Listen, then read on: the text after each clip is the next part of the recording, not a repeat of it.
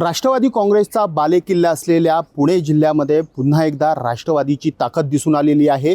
बारामती, विशेष करून बारामतीमध्ये मोठ्या प्रमाणात आघाडी राष्ट्रवादी काँग्रेसच्या नेत्यांनी घेतलेली पाहायला मिळत आहे। आत्तापर्यंतचं जे चित्र आलंय त्यानुसार राष्ट्रवादी काँग्रेस जवळपास 30 जागांवरती आघाडीवरती आहे। त्यामुळे बहुमताच्या जवळ राष्ट्रवादी काँग्रेस पोहोचलेली आहे। बारामतीमध्ये पाहायला गेलं तर बहुतांश जागांवरती राष्ट्रवादी काँग्रेसचे उमेदवार हे आघाडीवरती असल्याचं पाहायला मिळत आहेत।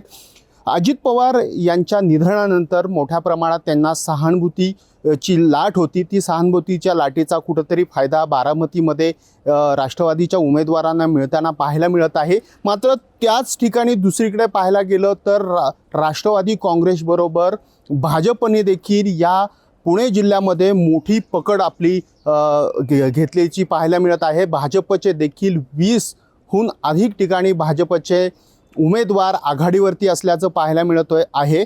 ज्या पुणे जिल्ह्यामध्ये भाजपचं अस्तित्व अत्यंत नगण्य होतं त्या ठिकाणी काही काँग्रेसच्या नेत्यांना भाजपने पक्षात घेतलं आणि त्यानंतर भाजपने मोठ्या प्रमाणात मुसंडी पुणे जिल्ह्यामध्ये मारल्याचं पाहायला मिळतंय। विशेष करून भोर असेल, त्यानंतर पुरंदर असेल, दौंड या भागामध्ये राष्ट्रवादी बरोबरच भाजपचं देखील मोठं वर्चस्व आता पाहायला मिळते। भाजपने या पुणे जिल्हा परिषदेच्या निवडणुकांमध्ये 50 जागांवरती निवडणुका लढल्या होत्या, त्यातील 20 जागांवरती सध्या भाजप आघाडीवरती आहे। तर दुसरीकडे राष्ट्रवादी देखील आता कुठेतरी जो मॅजिकल फिगर आहे 37ची ती गाठण्याच्या जवळ पोचलेला आहे।